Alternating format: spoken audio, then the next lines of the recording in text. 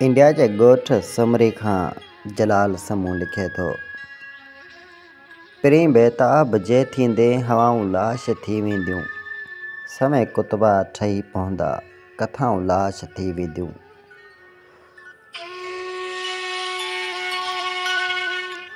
पिरीं बेताब जे थींदे हवाऊं लाश थी वेंदियूं, समय कुतबा ठही पवंदा, कथाऊं लाश थी वेंदियूं। जफ़ा जो ही ज़मानो आ, पिरहे में प्यार था विछड़नि, बदन ते ज़ख़्म कीअं ओढ़े वचन हर बार था विछड़नि। वॻियूं तुंहिंजूं न जे चूड़ियूं सदाऊं लाश थी वेंदियूं, अखियुनि सां कुझु न जे चवंदे हवाऊं लाश थी वेंदियूं।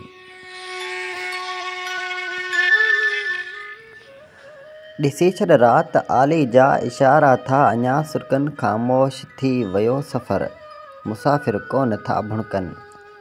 दरिया खे उञ मारियो आ, लहर कंहिं लोड में न आहे, निकोरी बे चई छम छम चुमिन जी ॿोड में न आहे।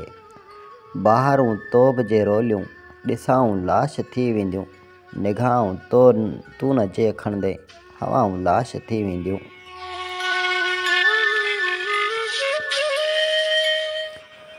सलेबी ज़र्द मौसम जी हथनि ते खून ताज़ो आ, कमीणप जे कुल्हनि ते ॾिस कुंवारप जो जनाज़ो आ। पुसियल महबूब ख़वाबनि जा उघाड़ा ॻोठ सभु आहिनि, पुसियल महबूब ख़वाबनि जा उघाड़ा ॻोठ सभु आहिनि। निरासाई सुती पई आ, ज़िबानूं ठोठ सभु आहिनि। खिज़ाऊं तूं न जे रोकियूं, वफ़ाऊं लाश थी वेंदियूं, अदाऊं तूं न जे छोहंदे हवाऊं लाश थी वेंदियूं। मिठी जे टहक चोड़ींदे कसम तुंहिंजी निरालप जो, मिठी जे टहक छोड़ींदे कसम तुंहिंजी निरालप जो। समूरा कहर ॿोड़ींदे